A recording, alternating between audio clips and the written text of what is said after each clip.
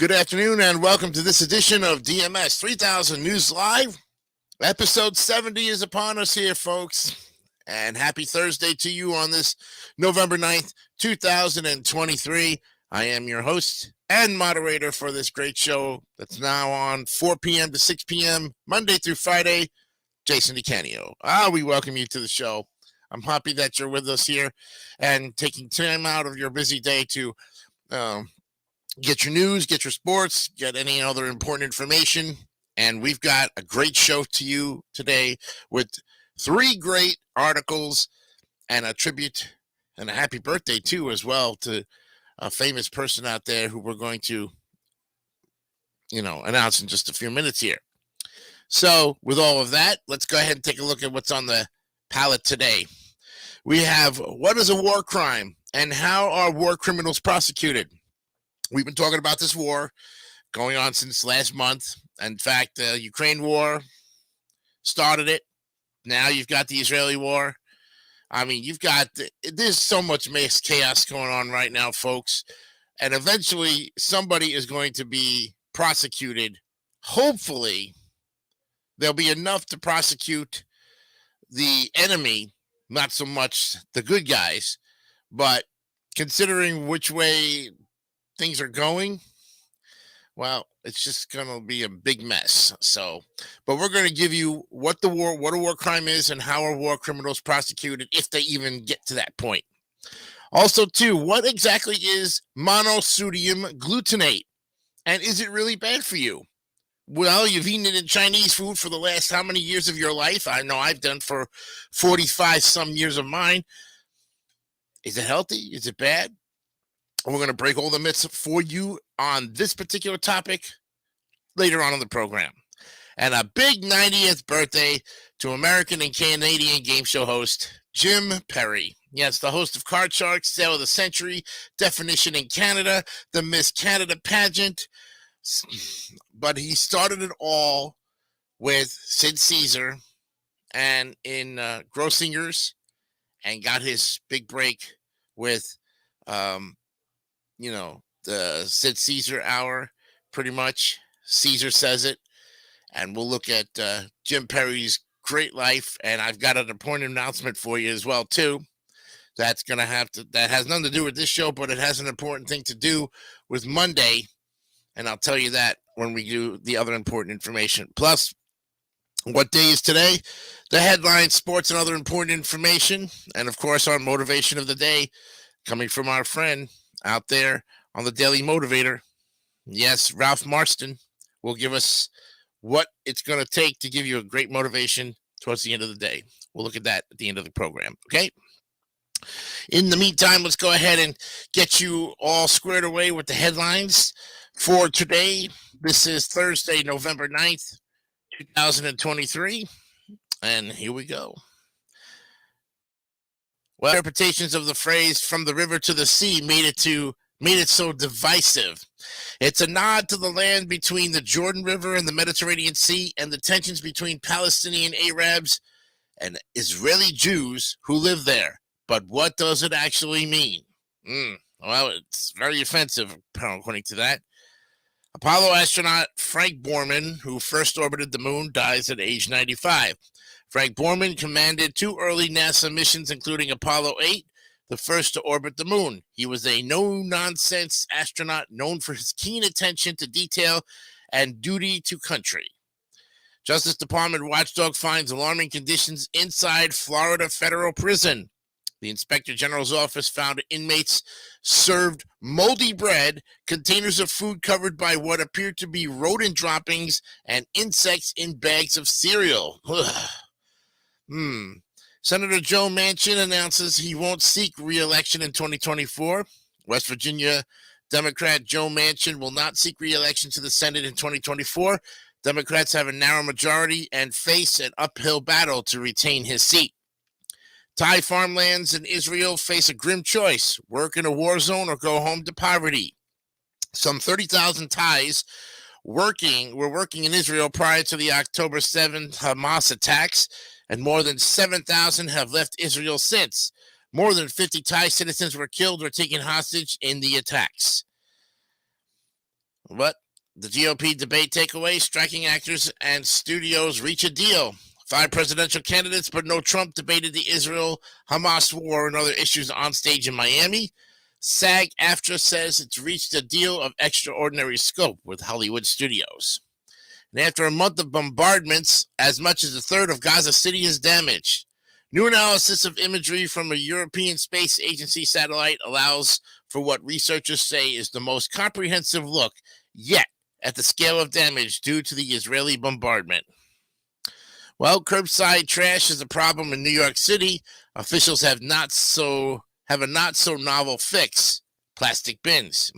Well, after decades of plastic garbage bags stacked daily on New York City sidewalks and the rats they attract, officials hope to solve the issue just like other U.S. cities have already: garbage bins. Democrats zero in on Speaker Johnson in an effort to flip House control. Johnson plays a key political role in raising money and driving campaign strategy as the Speaker. Democrats say the new Speaker's policies make him an issue, but his low national profile could make that hard. And just say no didn't actually protect students from drugs. Here's what could. For years, programs like DARE told students to just say no to drugs, but researchers show that approach alone didn't work. Now experts are backing a new approach that could help save their lives. 6 takeaways from the third Republican primary debate. At the GOP debate in Miami, 5 Republicans sparred over top issues, including the Israel-Hamas war, Ukraine, China, abortion, and Social Security. Well, here's what you need to know on those. Southwest Airlines says it's ready for the holidays after its meltdown last December. A major blizzard set off a series of issues last year that forced the airline to cancel more than 16,000 flights, stranding passengers across the U.S. Southwest. Says this year will be different. Cities know that the way police respond to mental crisis calls need to change. But how? Well, about 1 in 5 people killed by police since 2015 were having a mental health crisis. And like other cities, Philadelphia is trying a new approach, sending along social workers to respond to those calls. Stronger activity on the sun could bring more displays of the northern lights. Scientists have updated their forecast for the current solar cycle, which usually lasts about 11 years. Solar activity is now expected to peak earlier and to be stronger than previously thought. She snapped at a man on the street asking for money. His response moved her to tears. Laura Eshelman's interaction with a man on the street more than a decade ago has stuck with her. And the U.S. launches airstrikes in Syria in response to attacks by Iranian-backed militias. The U.S. carried out an airstrike on a weapons warehouse in eastern Syria used by the Iranian-backed militias, the Pentagon said, in retaliation for a number of attacks on U.S. troops in the region. Alabama sets January execution date using nitrogen gas. Well, Alabama has set a January execution date for what would be the nation's first attempt to put an inmate to death using nitrogen gas. Whoa, that's scary stuff, especially if, you inhale too much nitrogen. It's no good for you, Hawaii governor announces $150 million recovery fund for Maui fire victims.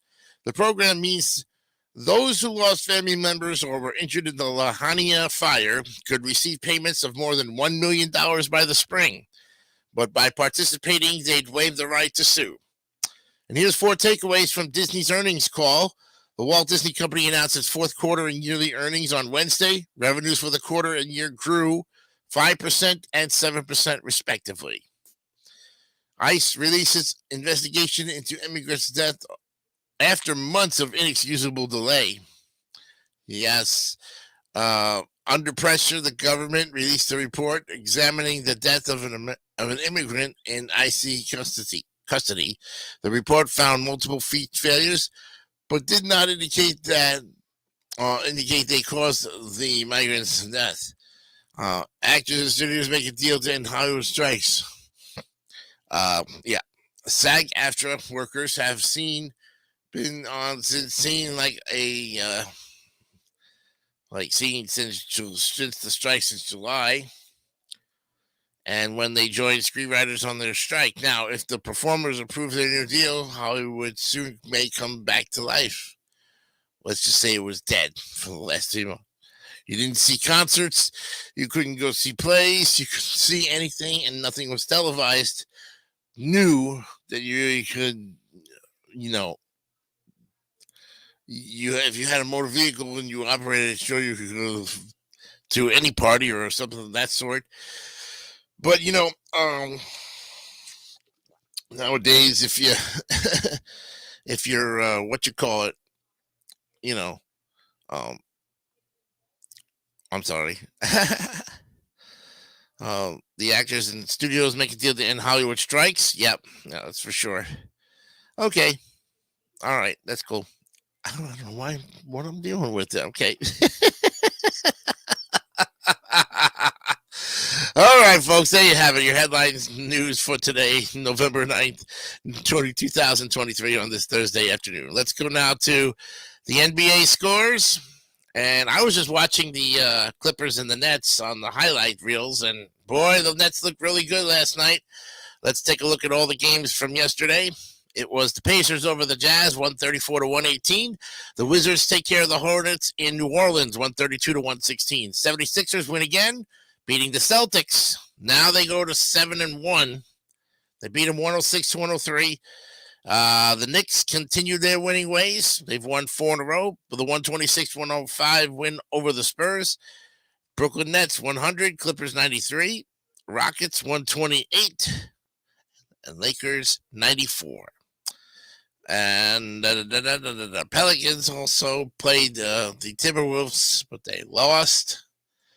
That game goes to let me see here. Pelicans lose to the Timberwolves 122-101. It was the Heat 108, Grizzlies 102. Suns edged the Bulls in overtime 116-115. It was the Thunder over the Cavaliers 128-120. Bucks take care of the Pistons 120-118. Raptors over the Mavericks 127-116. Trailblazers lose to the Kings 121-118. And the Nuggets take care of the Warriors 108-105. 2 games tonight on Thursday night basketball on TNT. You've got the Bucks and the Pacers at 7 o'clock in Indiana. And the Hawks will take on the Magic in Orlando. The start time is 9:30. It's a late game for the Magic. Usually in this situation, they they play a lot earlier. But tonight, they're on the late game for the lineup on Thursday night. And those are look at your scores and highlights, and of course what's coming up tonight. And then of course we'll look at everything tomorrow and give you some big predictions of what's going on with the NBA standings wise on tomorrow's edition of DMS 3000 News Live. All right, let's go to the hockey scores. NHL scores are here, and we've got some good ones. Let's see what we have here. There was Senators over the Maple Leafs 6-3 in the final. In overtime, the Panthers edged the Capitals for the win 4-3. And it was the Kings over the Golden Knights 4-1. Tonight's games have the Canadiens and the Red Wings at 7 o'clock in Detroit. The Islanders will go to Boston to face the Bruins at 7. Wild versus the Rangers at the Garden at 7. The Blackhawks will take on the Lightning in Tampa Bay at 7. Canucks and Senators in Ottawa, 7 o'clock start. Stars will visit the Blue Jackets at 7:30 tonight. The Coyotes will take on the Blues at 8 o'clock tonight in St. Louis. It's the Predators visiting the Jets in Winnipeg at 8 o'clock.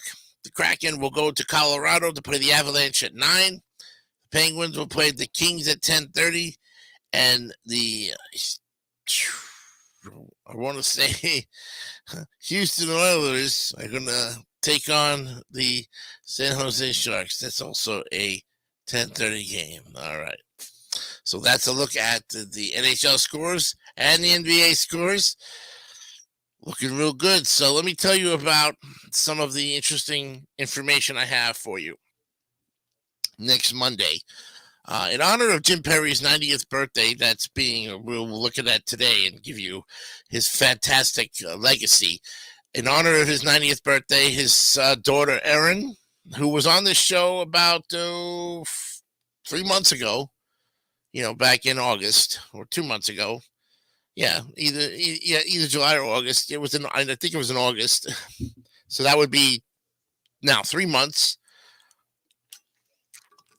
She came on and was talking about her dad and all of his fantastic work and the people that she interacted with and, went through to have a fantastic career just like her dad. And we're going to get together again and talk on the phone Monday, 9 a.m. here, but it's going to be on the phone. It's going to be a Zoom conversation, which will be recorded.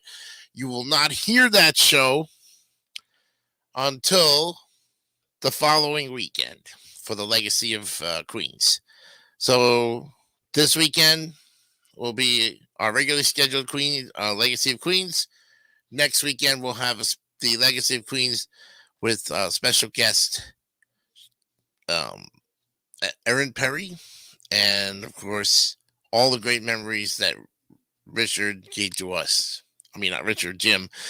Well, call him Richard if you want to, Dick, but no, it's Jim Perry. And we'll look at his great, fantastic legacy and talk to Erin on Monday and record the show and then play it back for you the following Monday. So I can't wait to not only record the show, but at the same time, hear the playback and give that great interview with Erin Perry. So that's all coming up next week, and you'll see it on the Legacy of Queens. Okay, very good. All right, so that's all that for that. That all takes care of that. And when we come back, we'll look at what day is today, right after this important announcement. Looking good together, looking good, looking good. Looking good together, looking good, looking good. Good things to share, good friends are there. Looking good together, UNCBS, you're looking good. The fun you love's on CBS, the laughter and the sighs. There's comedy and drama, and stars get in your eyes. Day or night, all lives are right when CBS is there. There's just no better looking, and it's all right to stare. Looking good together, looking good, looking good. Looking good together, looking good, looking good. Gather round, there's gonna be new people to meet, and good friends from good years gone by. Funny people, scary people, the bitter and the sweet. For the best in sports and news reports, sit up and say hi. Mystery, comedy, singing and dancing, movies and specials, the thrill of romancing. Looking good together, looking good, looking good. Looking good together, looking good, looking good. Good things to share, good friends are there. Looking good together, UNCBS, you're looking good. And best of all, what's best this fall is that same address where good friends get together. UNCBS, yes, yes. Looking good together, looking good, looking good together, looking good, looking good. When you're watching CBS, you're looking good.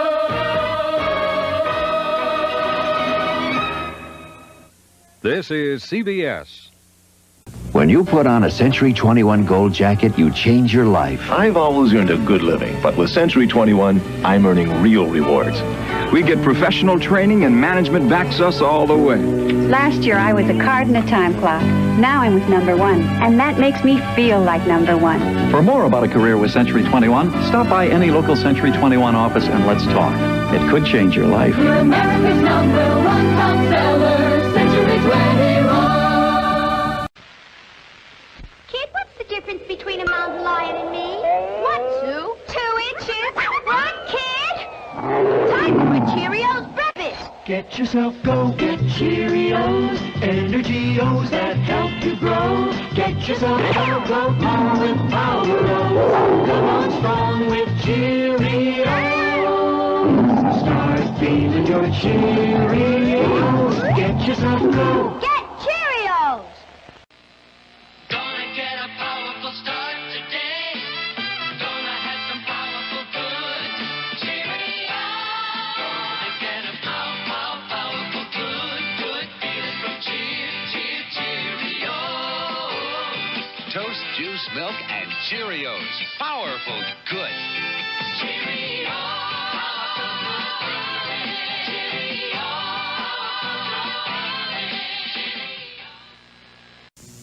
Thinkable? Unthinkable. The unthinkable taste of Cheerios.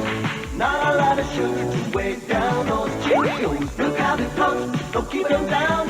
So you can't, she can't, you can't sink the unthinkable taste of Cheerios. Not a lot of sugar to weigh down those Cheerios. The unthinkable taste of Cheerios. Welcome back to DMS 3000 News Live. It is episode 70 here on this Thursday, November 9th, 2023. And we hope that you're enjoying the program here. We're 20 minutes into the show. Got through the headlines and the sports and the other important information. So let's look at what day is today. Let's scroll down and take a look and see what we have here. Oh, British Pudding Day. Okay. Okay.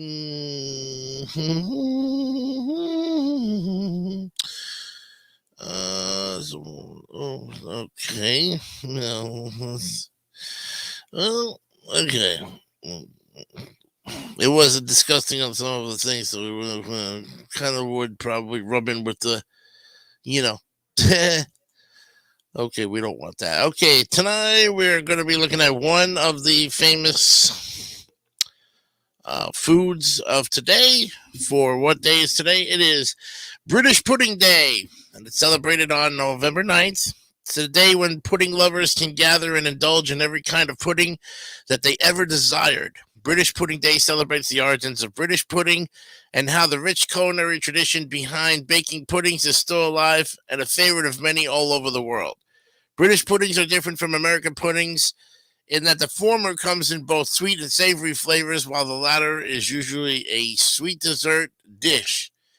Due to its rich and complex flavors, British puddings have been a staple cuisine of its people for many decades. This is just another opportunity to give it the love it deserves. And British pudding traces its origins to 1305, where the word pudding was derived from the Middle English word potting, which meant a meat-filled animal stomach. The British usage of the word pudding, however, is closer to the Latin word botellus, which means sausage. The word botellus gave rise to the word Bowden, which then came to mean pudding. Thus, the British pudding is often viewed as a decadent or descendant of the Roman sausage. Many average households in the 16th century feature little ovens in the kitchen, and these ovens did not reach a high temperature. These ovens were useful because they allowed them to bake a white pudding mixture in a pastry over a low heat for a long time. Baked puddings were born as a result of this. English puddings in the 17th century were either savory, meat-based, or sweet, which is flours, nuts, and sugar. And both flavors became popular among the English. Traditionally, the puddings were boiled in special pudding bags. Most traditional British puddings did not contain meat by the end of the 18th century. In the 19th century, Bakewell puddings became popular in Britain. These puddings were descendants of the ancient Roman flan. Unlike other British puddings, the Bakewell pudding had almonds in it. The Bakewell pudding, unlike other British puddings, had almonds also. And initially, they just used a few drops of almond essence in the sweet concoction. But over time, they began to add bigger quantities of ground almonds, resulting in a change in the consistency of the topping. Bakewell, a town in Derbyshire, is the source of the pudding's name. So, flashback to 1305, the early origins of the word pudding, as it traces its origins to the Middle English word potting, which means a meat-filled animal stomach. 16th century, the beginning of baked puddings, ordinary houses in Britain come with small ovens in the kitchen that allow people to start baking the pudding mixture. In the 17th century, two types of pudding become popular. British puddings are separated into two flavors, either savory, meat-based, or sweet, flour, nuts, and sugar. And the rise of the Bakewell pudding. Yes, these puddings are different from the corner. Let's see, different from other British puddings as they include almonds. Yep, so that was in the 19th century. So, how do we celebrate this National Pudding Day today? Well, satisfy your pudding cravings. This is the ideal day to go out and squander your money on some delectable puddings and allow your inner gourmet to indulge. And if you're a DIY enthusiast, make your own pudding to impress your guests. And sharing food pics on social media is a must. Take some of your best pudding pictures and upload them with the Hastings hashtag British Pudding Day. Oh, wow. Yes, share some pudding pictures online. Here are 5 facts about pudding that will blow your mind. Chocolate puddings were first mentioned in 1730. The earliest print reference for chocolate pudding can be traced back to 1730. Until the 19th century, rice pudding was used as a medicine because it helped treat digestive issues. There are no plums in plum pudding. Yeah, that's very true. There isn't. Pre-Victorian use of the word plums actually meant raisins, so there are no actual plums used in the pudding. A pudding for the poor. The Monmouth pudding in the 17th century was a staple meal for the poor and was made using stale bread boiled in milk. And finally, the Queen's favorite pudding. Yeah, in the 19th century. Yep. This is going back to honoring the Queen's honor. So from 1928, or the 19th century, Queen Victoria had a lot to do with what's going on with pudding. And why we love this Pudding Day so much? Well, British Pudding Day encourages us to appreciate a traditional delicacy from a different region of the world. It awakens our taste buds to different flavors. Also, the reason why we celebrate this day, it's simply because British puddings are delicious and they must be given the love they deserve. And of course, eating makes us happy. A satisfied is a happy stomach, but the British pudding is a wholesome meal that can keep you warm and happy. Well, keep you warm and happy throughout the day. There you go. All right, there you have it, friends. National British Pudding Day in all of its glory. We'll be right back right after these important messages. Oops. Cheerios! When you want a great taste of Cheerios, just Cheeriodle. Yummy-O-Dos! Cheerios. Gotcha! Crunchy, yummy Odeos, the tasty way to round out this nutritious breakfast. Cheerios! When you want a great taste of Cheerios, just Cheeriodle. Cheerios! And Goldilocks said, "Who's been eating my porridge?" Mother Nature, was this on the porridge? Yes, lots of my delicious butter. That's chiffon margarine, not butter. Margarine? Oh, no. It's too sweet, too creamy. Chiffon so delicious it fooled even you, Mother Nature. Oh, it's not nice to fool Mother Nature. If you think it's butter, but it's not, it's chiffon. You've never felt so good about chocolate, 'cause chocolate never felt as good as Chocolate. Chocolate never felt as good as Chocolate. New Nestle's Chocolate Candy Bar, specially whipped up for a new thick chocolate look, a new light and crunchy chocolate feeling. Chocolate never felt as good as Chocolate. Good tasting, good for you Chungking. No artificial flavors or colors. No preservatives. Try Chungking for your beautiful body. Try Chungking for your beautiful body. Try Chungking for your beautiful body. Try Chungking for Crisp, crunchy vegetables, delicate deep water shrimp, tender chicken, good tastes from the good earth. Chungking, good food. Try Chungking for your beautiful life. If you just start looking up, you'll find more good things here in this country than anywhere else, including the best drink. Right now, isn't that a pleasant thought? Look up, America, see what we've got. Let in the sunny side of living. Look for the best, yeah, live life refreshed. Look for the real thing, like Coca-Cola.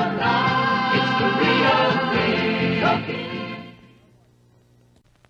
I'd like to buy the world a home and furnish it with love. Grow apple trees and honey bees and snow white turtle doves. I like to teach the world to sing. Sing with me. Perfect harmony. Perfect harmony. I like to buy the world a coke and keep it company. That's the real thing. I like to teach the world to sing. To perfect harmony. And I'd like to buy the world a coke and keep it company. It's the real thing. What the world wants today is the real thing. What the world wants today is the real thing. The smile on your face is there because you know that your mouth tastes great. And you know that your breath is fresh because the clean in your mouth is Colgate. Colgate Zingy Taste is rated #1 among fluorides by parents. And Colgate has MFP fluoride. It's unbeaten for fighting cavities. Fresh mouth and fluoride. That's Colgate. There's a twinkle in your eye and a smile on your face, and the clean in your mouth is Colgate. Welcome back to DMS 3000 News Live. Episode 70 is continuing on here. It is 4:33 in the afternoon from the WJDC studios in beautiful Oviedo, Florida, via the Diva 3000 network. So what is a war crime and how are war criminals prosecuted? We're going to take a look at that right now. This was from David L. Sanders, updated February 22nd, 2023. Well, all war is devastating, but some acts cross the line. And here we explore what constitutes war crimes and whether Putin can be held responsible for Russia's brutality in Ukraine.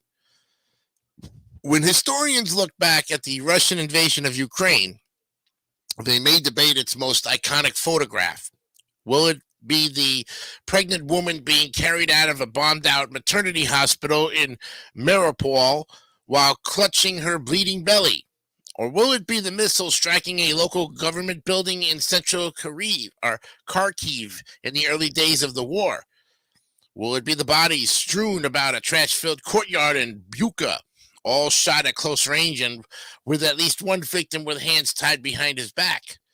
Will it be the mass graves of Izium, where more than 400 bodies reportedly reveal signs of torture? All of them show the cost of Russian aggression being paid by Ukrainian civilians. They not only capture the war's grisly horror and human drama, but also present evidence of potential war crimes. So on April 5th, 2022, Ukrainian President Vladimir Zelensky flatly told the United Nations about Russia's crimes against civilians, including attacks on refugees leaving battle zones, and challenged the international body to live up to its mandate and help Ukraine defend itself from the illegal invasion. Meanwhile, the men and women in the Ukrainian military, including volunteers and expats returning to Ukraine, have pushed Russian forces back in the area around Kyiv, only to uncover evidence of atrocities against civilians in towns like Bucha. I got criticized for calling Russian President Vladimir Putin a war criminal. President Joe Biden said in an impromptu interview with reporters on April 4th, well, the truth of the matter, we saw it happen in Bucha. He is a war criminal. It is rare for any Western leader to be so plain-spoken when calling out another leader. But many military law and geopolitics experts argue that it was the right thing to say. But what Biden said next was a crucial qualifier. We have to gather the information. We have to get all the detail to have a war crimes trial. This guy is brutal, and what's happening in Bucha is outrageous. Much of what happens in war is outrageous. Much of it is stomach-turning, shocking, and horrific. But not all of it is enough to be a war crime. So what is a war crime exactly? And what's the difference between ordinary wartime cruelty and a prosecutable offense? We spoke to international policy experts to understand the definition of war crimes and how war criminals are prosecuted. So what is a war crime exactly? Well, Captain Willard, the protagonist in the Vietnam War epic Apocalypse Now, said, "Charging a man with murder in this place was like handing out speeding tickets at the Indy 500. And so it might seem to the average observer. After all, as the saying goes, war is hell. And amid the chaos and carnage, civilians will inevitably suffer alongside the combatants, but this should be avoided as much as possible. There are rules that cover the conduct of armies during a time of war," says Clint Williamson, who's the former U.S. ambassador at large for war crime issues. "There are certain people who are protected: non-combatants, the wounded, prisoners of war. Certainly in war, these protected people are sometimes wounded and sometimes killed. That's called collateral damage, and it's regrettable, but it's permitted by the rules of war. What's not permitted is targeting those protected people. The concept of war crimes is less than 200 years old. The first Geneva Convention was signed in 1864, and it was meant to protect wounded and sick soldiers. In 1889 and 1907, those protections were extended to sailors shipwrecked as a result of naval combat. Broader and more stringent protections were offered to civilian populations in 1949 after the devastation inflicted on entire cities and regions during World War II. Experts, including former U.S. Ambassador to NATO Kurt Volker, warned that if Putin becomes more desperate as battlefield fortunes turn against him, he will become more dangerous and more likely to order war crimes as a means to terrorize Ukraine into submission. International human rights organizations say that's exactly what happened in Mariupol, the coastal city that was virtually razed to the ground by nonstop, indiscriminate shelling for months before Russian forces finally took control of it. So which specific acts are considered war crimes? Well, that type of constant bombing without regard for civilians is just one of the acts specifically deemed a war crime by the Rome Statute, the 1998 UN treaty that established the International Criminal Court, or the ICC. And while the ICC's list identifies 50 war crimes, here are some that top the list: genocide, torture, willful killing of civilians, unjustified destruction of property, including educational, religious, and historical buildings, deportation of civilian populations, attacking undefended cities, towns, or properties that are not military targets, attacking hospitals, medical establishments, and medical personnel, unjustifiable environmental degradation, rape and other forms of sexual assault, looting and pillaging, and intentionally starving villains or civilians, and taking hostages. So Russian troops have been accused with credible evidence of all these crimes. However, even though Russia was a founding signatory to the Rome Statute, it unsigned the treaty in 2016 after an ICC report classified Russia's 2014 annexation of Crimea as a military conflict and occupation. So is it illegal to use certain weapons in civilian areas? Well, to minimize the risk to non-combatants, certain weapons have been widely banned, such as cluster bombs, which open in midair over their target and release dozens or sometimes hundreds of smaller explosives that can devastate an area bigger than several football fields. Such widespread destruction cannot reasonably be controlled, and some of the bomblets that don't explode on impact remain a deadly threat to civilians long after the hostilities have ceased. Cluster bombs have reportedly been used by Russian forces in Ukraine, though notably, Russia and Ukraine and the United States are not among the 108 countries that signed the 2008 Convention on Cluster Munitions, banning their use. Another weapon that Russia has been using in Ukraine is the thermobaric, or the vacuum bomb. It uses a two-stage explosive technique. The first one creates a large cloud of flammable gas, and the second ignites it.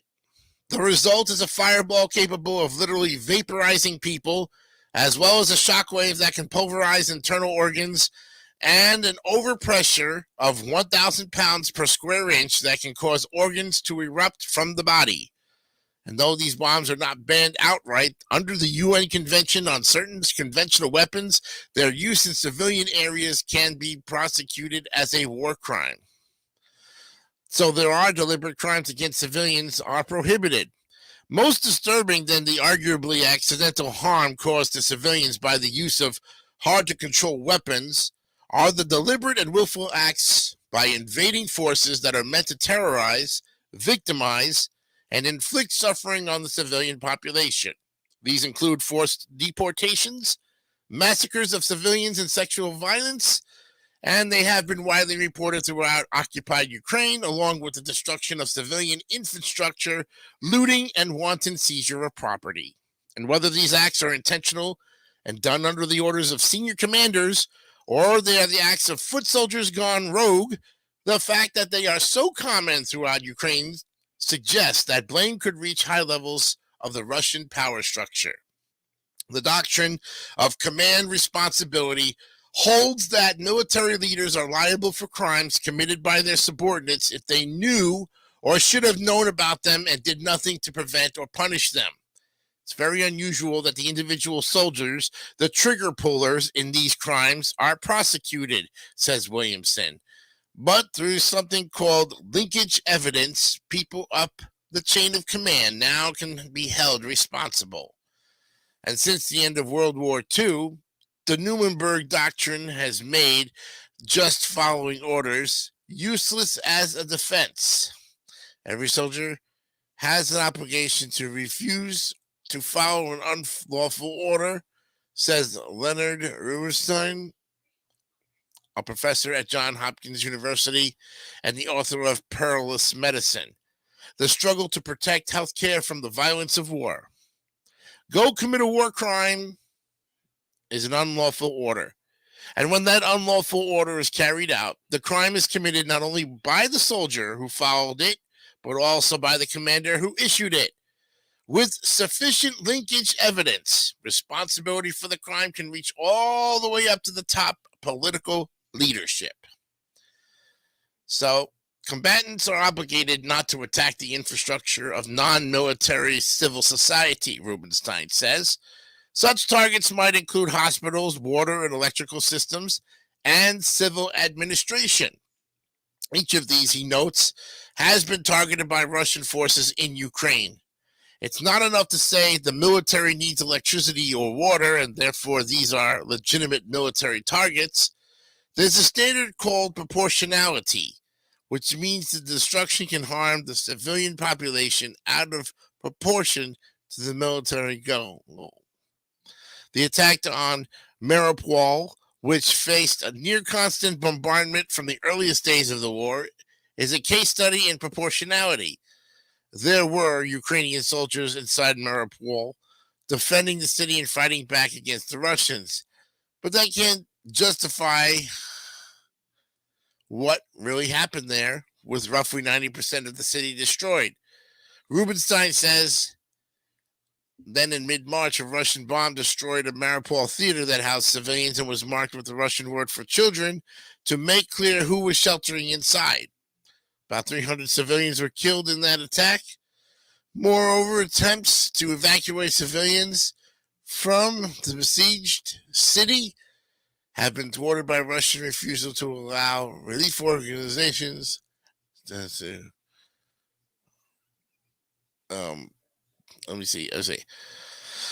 Okay, moreover, attempts to evacuate civilians from the besieged city have been thwarted by Russian refusal to allow relief organizations in to transport refugees to safety. So in November, Russian rockets devastated the civilian infrastructure of Kyiv, leaving almost the entire capital city without power, water, and gas for heating. And even though government and military personnel are housed throughout the city, targeted attacks on infrastructure have left civilians without the means to provide food, hygiene, and other basic needs. This is sure to draw ICC attention. So the Rome Statute, signed by 139 countries since 1998, not only establishes the criminal statutes against war crimes, but it also creates the mechanism for enforcing them. For any case brought before the ICC, which moved in 2015 to a permanent building in The Hague, Netherlands, a 3-judge panel hears the evidence presented by the prosecutor assigned for the independent office of the prosecutor. After a complaint is raised, either by a signatory state or by the invitation of a non-signatory, as Ukraine did after Russia invaded and occupied Crimea in 2014, investigators determine if there's enough evidence to justify an indictment. Now, once that determination is made, an arrest warrant is issued for the accused, and any signatory state then has the authority to arrest the accused, or the home country can arrest and hand that person over to the ICC. Now, let me stop here for 1 second and give you a little bit of what I believe usually happens in these cases. They kill so many people, both sides, that with these war crimes that they're trying to prosecute and get to the bottom of meat, of bones of justice and peace, what you don't realize is that if they kill off all and one kills off the other, there ain't going to be no trial. And they can't try a dead person, let alone an alive person that's wounded for 6-7 months that can't testify because they're lying in bed, hurt and weak and not conscious enough to testify to what really went down. So they sit there and lay in bed until they can fully get 100% confident to reiterate their story, tell the truth, and put this guy to bed, basically. But also, too, you never see the trials on TV of these criminals who started these wars. You never see anything like that because they're behind closed doors, and who knows, only the media can play it out and give you the so-called right story that fits with the right description. What does this all mean? Well, even though destruction is happening, and the Ukrainians and the Israelites today are battling to keep themselves in freedom and in checks and balances, there is so much chaos and hate in the world, folks. It's not even safe to go on your main roads. It might be safe in your apartment or your house or wherever you live, but if you have to go out on the street or do something that requires being outside in the public, please take caution. You take caution because you never know what can happen to you. But don't have the fear in your mind that something will happen to you or the worst case scenario that it could. Whatever the case, a war crime is a war crime regardless. It's a crime.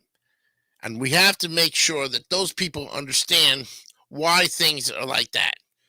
And hopefully this article will give you that information right then and there. Let's summarize it up now and go to why are war crimes so hard to prosecute? Well, here's the answer. Despite their hands-on nature, deliberate crimes against civilians can be quite hard to prosecute. That's because identifying, locating, and arresting the culprits responsible can be extremely difficult. After all, with rare exception, those who commit such acts are likely to brag about them publicly. Williamson was part of the 1999 ICC legal team that prosecuted Milosevic, who was tried for promoting the ethnic cleansing that led to the attempted genocides in Croatia and Kosovo. Since then, Liberian Prime Minister Charles Taylor and Iraqi President Saddam Hussein were also prosecuted for war crimes. Taylor was convicted in The Hague for atrocities committed by his troops in the Liberian Civil War from 1989 to 1996, and he was sentenced to 15 years in prison. Then, he was sentenced to 50 years in prison. Hussein was tried for crimes against humanity during his nearly 30-year reign in Iraq and died by hanging in 2006. The command responsibility doctrine held both men accountable for acts occurring under their leadership.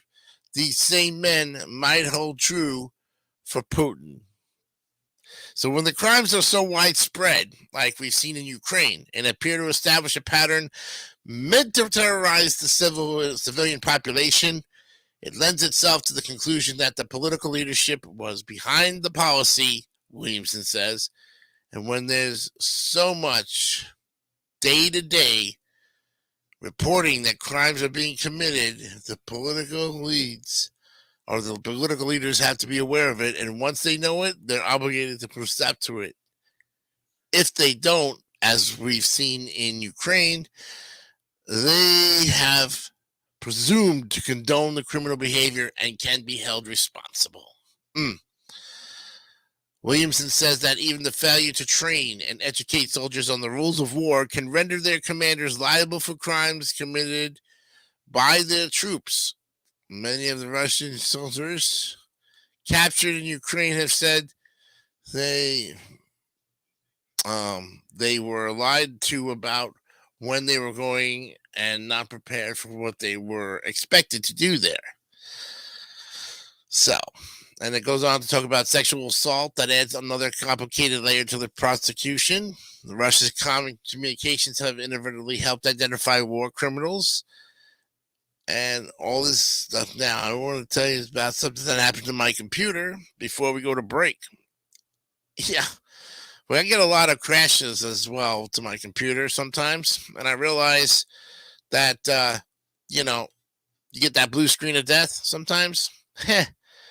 But there's a way around it now. You can actually stop the blue screen of death, maybe from taking over your computer, using a proper ad blocker that blocks not only ads on YouTube, but anywhere where websites are overtaken by spam and malware and all kinds of other garbage and stuff.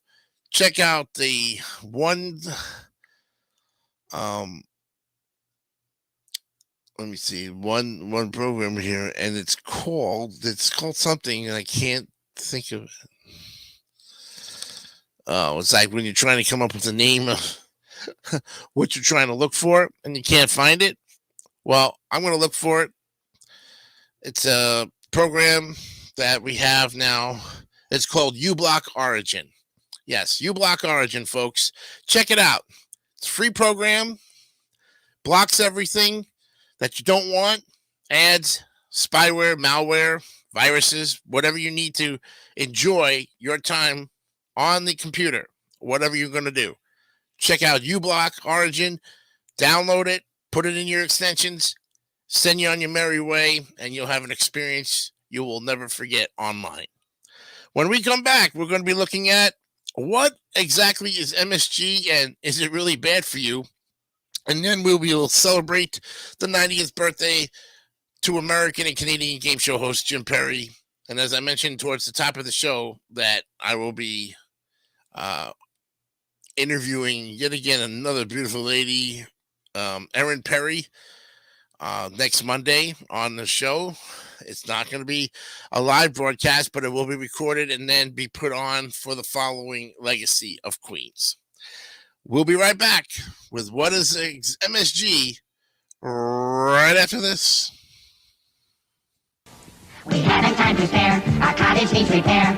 Color Tile can show you how to do it. I declare. At Color Tile, we specialize in helping you to modernize. Woo! We have wallpaper paint. We've got gorgeous tile galore to brighten up a kitchen, to beautify your floor. In your bathroom, on a wall, in your entry dinner hall, in any kind of room, large or small. We've got a world of great ideas. Wall to wall. Color Tile.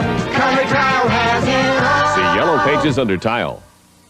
Who would have thought we could afford a piano of our own? And who would have thought a Schaefer piano would bring us the joy and laughter we've known? The piano you've always wanted. Buy or rent from under $10 a week with lifetime guarantee, free delivery, free lessons, and continued service. Schaefer & Sons, only at Colton Piano and Organ Supermarts. Many convenient locations. Only at Colton. If you can't fly Continental, you might as well not fly. If you can't fly Continental, we'll miss you in the sky. If you can't fly Continental, who will treat you the way we do? If you can't fly Continental, who's gonna move their tail for you? If you can't fly Continental. Try to have a nice trip anyway. Airline competition is getting tougher. Good. Continental thrives on it. If you think we moved our tail before, well, you should see us now. We'd like to take a bow. 'Cause when it comes to pleasing people, we know how. We like the folks who fly to see for a fact. The way our first-rate service will make them come back. All we can say is, wow, you ought to see us now. Continental Airlines taught the others how. What an airline, holy cow. We're Continental, all our friends should fly us now. If they could see us now, we're better than before. We're gonna move our tail for you even more.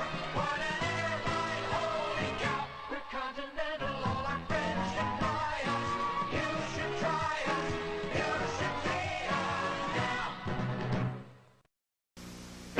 If you're poor in Kellogg's Corn Flakes, you've earned a special place on the front of America's favorite cereal. Sit down to a familiar face, the face of a Kellogg Corn Flake lover, the face of America too. When you sit down to America's favorite cereal, the face on the package is you. So sit down to a familiar face. Extra value is what you get when you buy Coronet. Coronet paper towels are soft, strong, and absorbent, and they give you 125 sheets. That's more than any other national brand.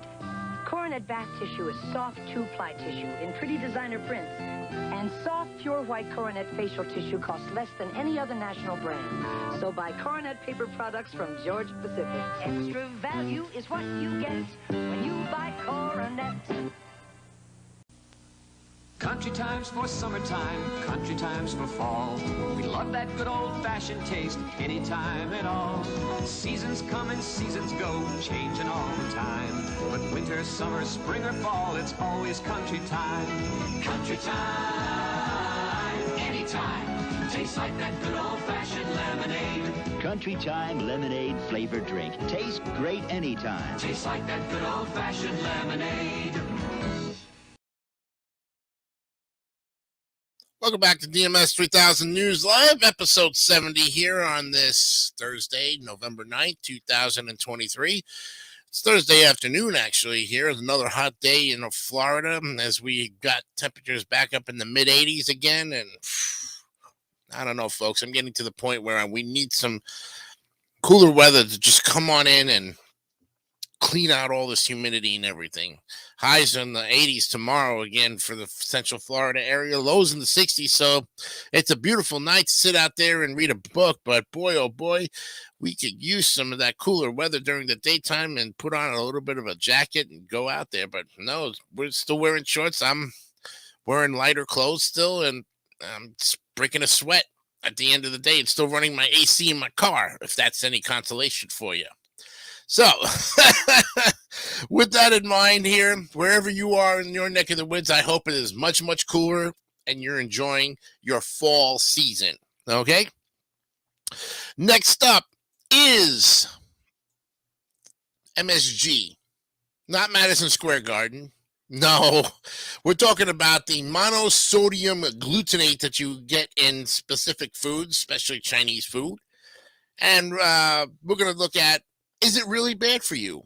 Well, Denise Mann, who is an MS, who is a medical surgeon, or she writes a lot for Reader's Digest, she updated this article on what exactly is MSG and is it really bad for you on October 17th, 2023. So just what is MSG and what does it stand for? Well, MSG is shortened for monosodium glutamate, and it's a flavor enhancer commonly added to Chinese food, canned vegetables, soups, and processed meats. It's also part of a larger group of chemicals called glutamates. MSG contains glutamic acid, which is also naturally found in tomatoes, Parmesan cheese, meat, walnuts, clams, sardines, mushrooms, and other foods, says Emily Rubin, RD, the head dietitian for the Celiac and Fatty Liver Centers at Thomas Jefferson University in Philadelphia. Read on for more food facts about MSG, including whether it's safe to include it in your diet and what foods tend to include the additive. So MSG is added to foods to enhance their savory or umami quality. Umami is a fifth flavor category, joining sweet, sour, salty, and bitter, according to the Academy of Nutrition and Dietetics. You can check the ingredient list on the labels of prepared foods to see if they contain MSG. And what does it taste like? Well, it has no texture or smell. It simply enhances a food's natural flavor as opposed to adding a new one, and tends to be the most flavor intensifying when used in poultry, seafood, meats, and some vegetables. What is it made of? Well, in a nutshell, MSG is produced by fermenting starch, sugar beets, sugar cane, or molasses. Fermentation is the process by which yeast or bacteria convert carbs into alcohol. This is the same process used to make yogurt and other healthful fermented foods. Well, where did it come from? Well, a Japanese scientist first isolated MSG from seaweed soup in 1908 and noted its flavor-enhancing properties. He then filed a patent to produce MSG, which led to commercial production of the flavor enhancer. Decades later, the controversy started, notes the U.S. Food and Drug Administration. In 1968, a brouhaha ignited when a biomedical researcher wrote to the editors of the New England Journal of Medicine, citing a strange illness he developed after eating at Chinese restaurants, specifically those that cooked with MSG. His symptoms included numbness, weakness, and heart palpitations, and became known as Chinese food syndrome. Despite the lack of social media at the time, the letter went viral, and soon after its publication, everyone turned on MSG and a flurry of research on its health effects began. There has been controversy as to whether some people develop symptoms such as headaches, muscle aches, and tingling after consumption of MSG, according to Rubin. There have been no definitive evidence of a link between MSG and these symptoms, she says. And despite this, some 50 years after the syndrome was first named, U.S. consumers still say they avoid MSG, according to the International Food Information Council, an industry-funded group. Is it safe? Well, the FDA says that MSG is generally recognized as safe, GRAS. Yeah, GRAS. The watchdog group requires that foods containing added MSG listed on the ingredient panel as monosodium glutamate or glutamate. If MSG is found naturally in some of the ingredients, hydrolyzed vegetable protein, autolyzed yeast, hydrolyzed yeast, yeast extract, and soy extracts, and protein isolate, the manufacturer does not have to list MSG on the label. With that said, those foods cannot say no MSG or no added MSG on their packaging. MSG also cannot be listed as generic spices and flavoring. Speaking of packaging, here's a guide to decoding the colored circles on food packages. So why do people think MSG is bad? Well, some people may be sensitive to the additive and experience swelling in the throat and other symptoms when they consume a lot.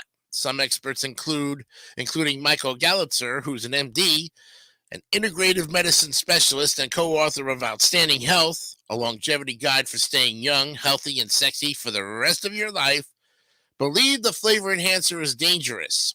Its ingestion can cause inflammation of the small intestine, referred to as leaky gut, which will result in symptoms such as bloating, gas, diarrhea, and abdominal pain, says Dr. Galitzer. And if you'd like to know more about these signs that suggest you may have a leaky gut, We'll be praying for you if you do have that leaky gut, because it's not fun. So how much MSG is actually safe? Most research suggests you have to eat more than 3 grams of added MSG in a sitting to experience adverse effects. That's according to a 2019 review of studies published in the journal Comprehensive Reviews in Food Science and Food Safety. The FDA explains that a typical serving of a food with added MSG contains less than 0.5 grams of MSG, and that Americans consume about that much daily on average. MSG is generally found in processed foods. If your diet is filled with fresh, whole foods, your MSG intake is low, says Ruben.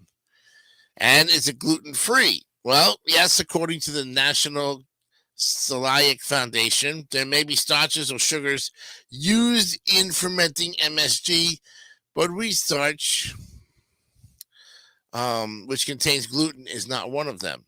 Even if wheat starch were used to make MSG, it is highly unlikely that the end product would contain traces of gluten. And they further clarified by stating that a person with celiac disease may react to the wheat in soy sauce, but not the MSG, for example. And does it cause headaches? It's been linked to headaches, including a debilitating migraine headache, but this link is far from conclusive. In fact, some research suggests MSG does not increase the risk of migraines. These findings were presented by the headache information site Curelator at the 2018 annual scientific meeting of the American Headache Society. In June of 2018, the International Headache Society struck MSG from a list of causative factors for headaches. But if you do suffer from frequent headaches, here are foods that do make headaches worse. I don't know. And let's see. What are the foods? Well, let me see if I click on that little piece there. Would it bring up something? Yes, 12 foods that can make your headaches worse. Avoid these foods if you have a headache. Diet soda. Shouldn't be drinking it anyways. Ripe bananas and avocados. Bread. Ice cream. Cocktail party foods, the number 11 special in your favorite Chinese restaurant, duh. Cheese, red wine, cold cuts, salt, chocolate. Let's see, no food. Well, somebody eating food somewhere along the line, but that's their diet, and let's use it that way. So, yeah, that would be no food at all would be the last thing you should not do, which is actually eat, because it's good to keep your glycemia in check. So that is that. So you have to make sure that you avoid those foods, but not give them up completely, because you can have them in moderation and it wouldn't trigger that bad of a migraine. Unless you're susceptible to migraines in general, don't eat any of those foods. Something to think about. Does MSG make you sleepy? Well, the FDA states that drowsiness may occur in some people who are sensitive to MSG and consume 3 grams or more of the flavor enhancer. MSG is controversial, and the research has been inconsistent, but there are MSG-sensitive people, and for them, it can trigger headaches, migraine, numbness, and extreme fatigue, says Robin Ferranton. She's an RDN, and let's see.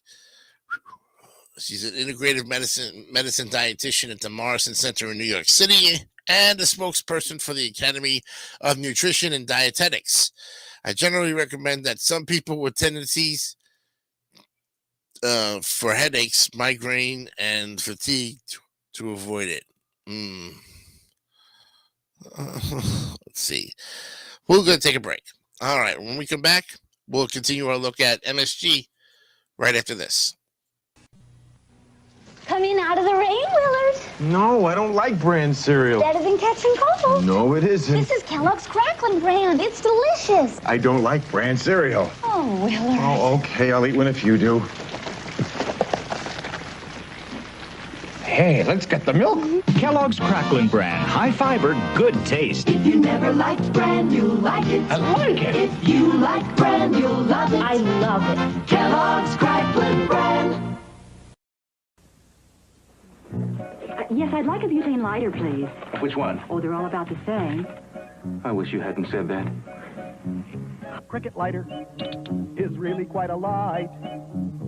It'll last for months and still burn bright with thousands of sure firelights and a flame that adjusts to different heights. That's no ordinary cricket. Well, cricket's no ordinary lighter. Catch a cricket for $1.49 by Gillette. Whenever I feel like a great tasting meal, I go back to Del Taco again. Hot stuff. There's only one place where you get so much taste, so I'm back in Del Taco again. Hot stuff. The way that they flavor, it's everyone's favorite tangy, spicy blend. Del Taco's hot stuff, I just can't get enough, so I'm back in Del Taco again. Hot stuff. Today's lesson is mouth-to-mouth resuscitation. Get that just fresh freshness with MD. MD tells you your breath is fresh. Your breath is fresh. Oh, your mouth feels clean. Mouth feels clean. All day long, get that just fresh freshness with MD. Regular, and now new cool spearmint, new cool peppermint.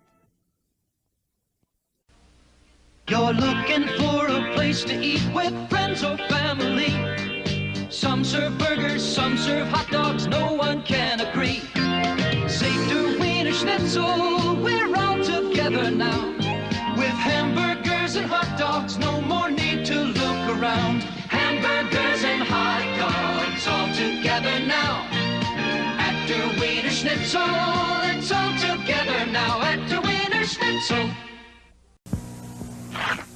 Dial, do your stuff. You get that clean, fresh, confident feeling all day long with Dial. Aren't you glad?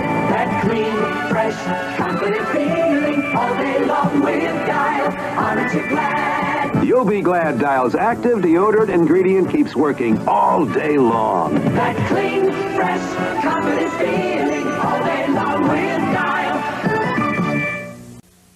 The new Dial morning, and you're up and feeling new. It's a clean Dial morning, and that clean belongs to you. There's a new day dawning, and your best is showing through. Starting out clean, starting out Dial, starting out new. There's no cleaner way to start a new day than Dial soap. With deodorant protection that gets you so clean you feel your best. Starting out clean, starting out Dial, starting out new. Still searching for a great tasting diet soft drink? Cheer up, cheer up, cheer up. There's no aftertaste in Diet 7-Up. No, no. Drink up, drink up, drink up. Drink the fresh taste of Diet 7-Up. The crisp light taste. Don't let the aftertaste blues get you down. Cheer up, cheer up, cheer up, cheer up. There's no aftertaste in Diet 7-Up. One more thing about MSG we should mention to you, that some of the foods you should avoid, if you can avoid them at any cost, would be soy sauce would be the common one. It's best to read the ingredient list if you want to avoid it. There are other foods you might want to keep away from, but in moderation. Chips and other snack foods, seasoning blends, canned soups, frozen foods, and processed meats, like jerky or deli meats, hot dogs, and sausage. That's something. And if you are a fast food person, at one time it was easy to find MSG in fast food restaurants, but more and more chains are eliminating the flavoring. So here's the lowdown on some popular fast food chains and whether they're using it. Does McDonald's use it? Well, none of the items on McDonald's core U.S. menu contain added MSG, but a handful of test and regional items in the United States do contain added MSG, so a Mickey D's spokesperson confirmed it.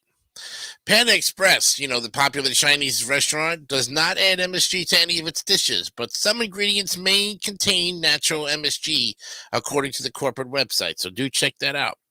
If you go to Chick-fil-A, MSG is president of some of Chick-fil-A's menu options, but they also offer a variety of choices that do not contain added MSG, states Chick-fil-A Inc. What about Burger King? Well, they dropped the flavoring from all of its food. Subway, same thing. The popular sandwich chain doesn't add MSG to any of its items on its standard menus. And even Domino's has gone as far as to say that they don't never in their life used MSG to any of its food. So, in retrospect, consuming the umami-rich broth of MSG may promote healthy eating behaviors and food choices, especially in women at risk of obesity, according to a study in the neuropsychopharmacology. Now, researchers evaluated changes in the brains of women after they consumed chicken broth with or without MSG.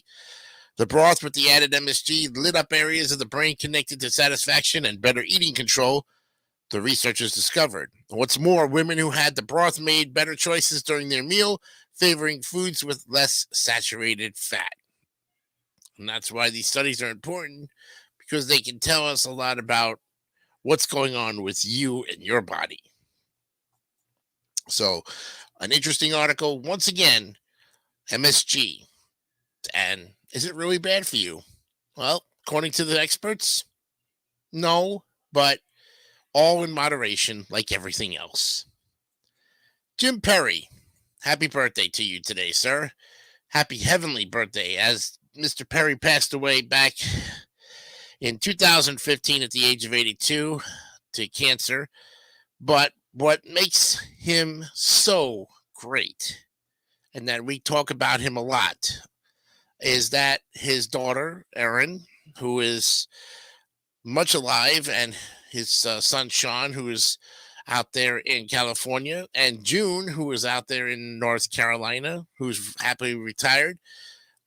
They're doing everything that the Perrys would be doing. Life has continued to move forward, and we had the opportunity to talk with Erin Perry from Germany, about about 3 months ago, to talk about Dad and what he meant to the game show community. And we talked about what she did. She is a singer. She was producer of The Pyramid and worked for Bob Stewart Productions. And her dad, Jim, got her into the field like Sean. Sean is a producer and a director. So the Perry kids are very busy with the picking up where Dad left off as far as, radio and television, but they do a lot of behind the scenes.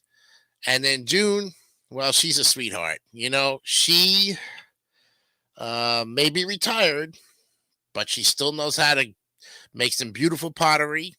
Her garden is always well tended, and she posts some beautiful, delicious pictures of what she's cooking every night on Facebook. So, and she's very friendly. She's very open to talking about Jim and about the family. No question is not stupid. You can ask her pretty much anything, and she'll get back to you within reason. And her food, oh my God, the food is just amazingly. It's beautiful presentation, and I have yet to try it, but based on what I've seen so far, that's some pretty good stuff. And I've always told you, and I said, you should think about doing a channel on YouTube where you make these recipes, present them, take the photos, and blog about it, and make some pretty good money on it. It's a great hobby that would keep her going. But she likes to spend her quiet times at night watching some great movies, popping some popcorn, like all people. They love to do that. Stay home with a good movie. Who wouldn't trade that, right? Exactly. But getting back to Jim and his 90th birthday today, Jim was the American Canadian television game show host, singer, announcer, and performer in the 70s and 80s. He enjoyed success on both Canadian and American television. He was the host of the American game shows Card Sharks and Sale of the Century, as well as the Canadian game shows Definition and Headline Hunters. He was also the host of the Miss Canada pageant in the 70s and early 80s. Perry was born James Edward Dooley in Camden, New Jersey. His mother, Genevieve Perry, was a record-holding swimmer, as well as a known marathon dancer, and his father, Edward Dooley, was a musician. While briefly attending Amador Valley High School in Pleasanton, California, Perry was an outstanding basketball player thanks in part to his height. At 6'4", he graduated in 1952. He was often nicknamed Big Jim because of his height. Perry started out as a singer in special services after college at Penn, working on Armed Forces radio during the Korean War. Now, after the service, he worked for a short time at General Electric and then replaced Eddie Fisher as the staff vocalist at Grossinger's in the Catskill Mountains, and later did comedy working with Sid Caesar as his straight man for several years, which included a 4-year stint with Caesar in Las Vegas. Perry appeared in 3 syndicated specials with Caesar titled as Caesar Sees It, which aired during the 62 to 63 season, and these were under his birth name of Jim Dooley. Due to a name conflict with AFTRA, he adopted his mother's maiden name of Perry shortly after beginning his television work. His first appearance as a television host came in Canada with the popular game show Fractured Phrases in '65. Afterwards, he presided over several other game shows, including I Bet and The Moneymakers, also called Bingo at Home, the latter also airing on syndicated television in some U.S. markets for 13 weeks in 1969. And although Perry was an American by birth, he and his family emigrated to Canada in the early 70s and moved back to the U.S. in the late 70s when he was hired to host Card Sharks.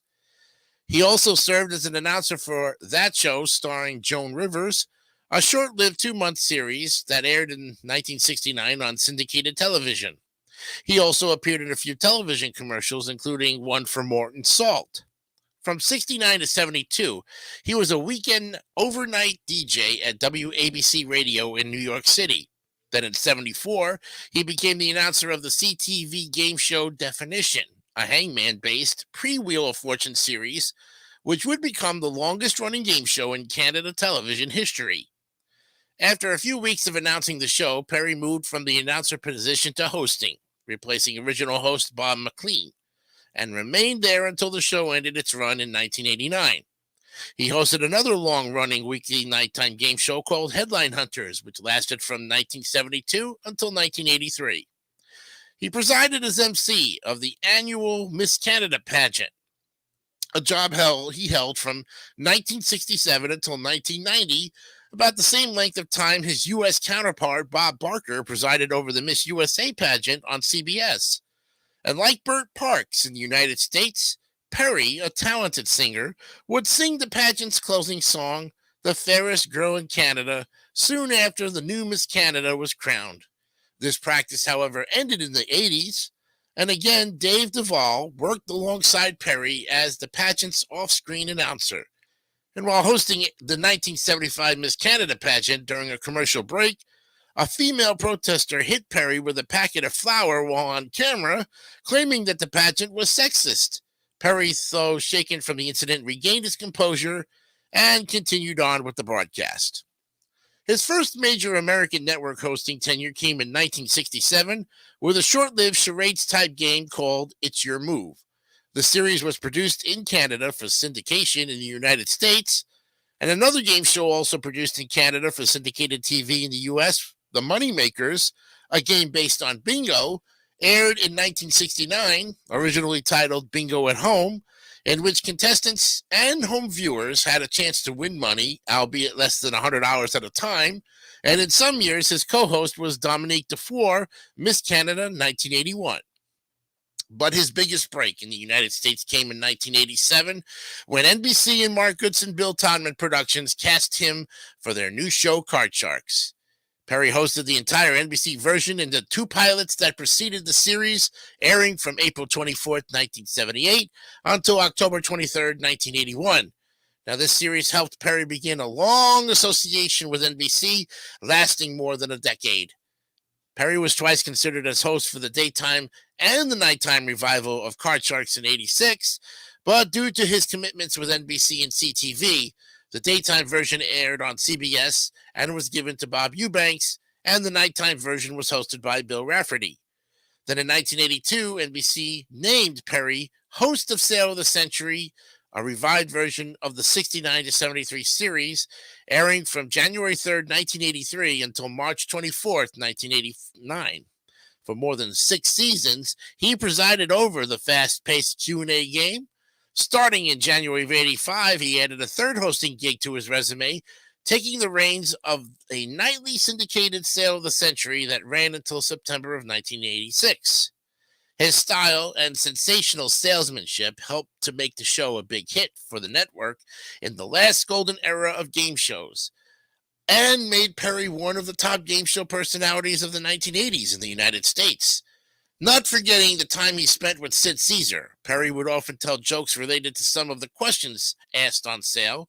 And during his tenure at NBC, Perry appeared in the made-for-TV movie The Great American Traffic Jam in 1980, along with fellow game show hosts Wink Martindale, Jack Clark, and Art James.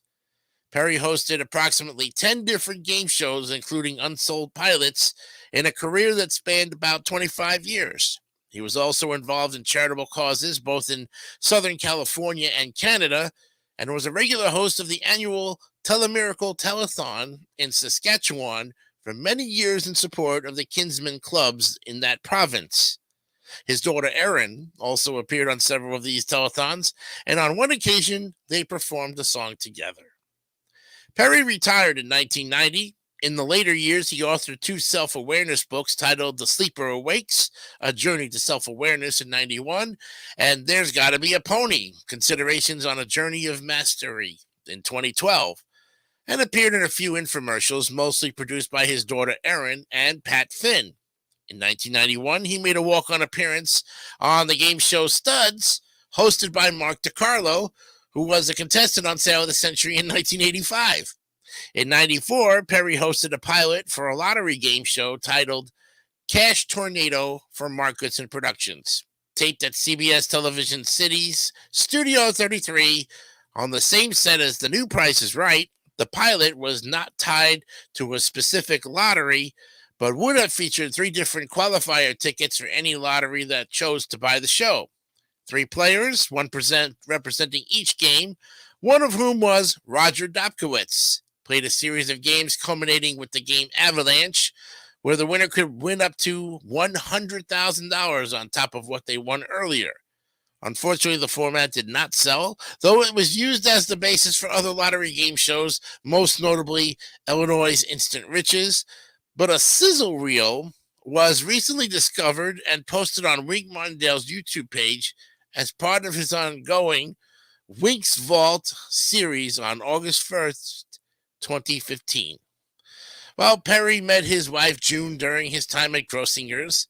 She later became a top model with the Eileen Ford agency, and during their time in Canada, ran her own gallery business as well.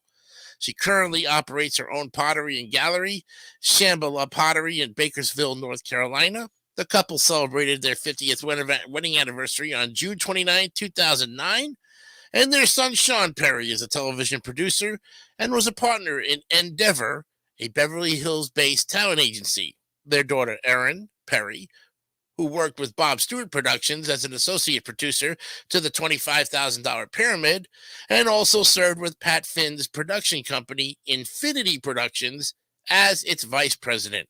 Following retirement, Jim and June Perry made Oregon and North Carolina their homes, with Ashland, Oregon being their final residence. Unfortunately, in 2010, Perry was diagnosed with cancer. He died from the disease on November 20th, 2015, less than 2 weeks after his 82nd birthday. But today, if he was still alive today, he would have turned 90. All I've got to say about that is we miss you so much, Jim.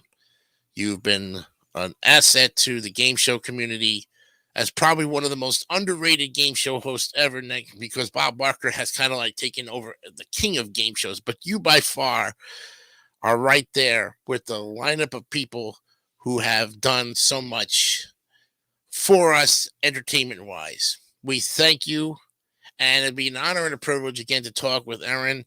And I will have that great interview on the Legacy of Queens Monday, which will be recorded for the following episode next weekend. So we look forward to that. That's a little bit of information for you right there. We miss you. Happy birthday, Jim. Thank you for all you've done. All right, motivation of the day today. Well, we got a good one. As you know, our buddy Ralph from his website is ready to give us another look at some motivation of the day. So I'm going to go ahead and delete these. Okay. And here is the Daily Motivator coming up right now by Ralph Marston for today's motivation, today's Daily Motivator, titled Make More Encouragement. Well, encouragement is cumulative. Every little bit matters because those little bits add up. Encouragement is omnidirectional. Giving encouragement to someone else, even merely observing it, encourages you too. What could you do to give yourself a little bit of encouragement right now? And what could you do to encourage someone else? Raising the level of encouragement in any moment is always a good thing. The energy it creates will continue to resonate across time and across distance. It can seem like a little thing, yet it could just be enough to make a big difference.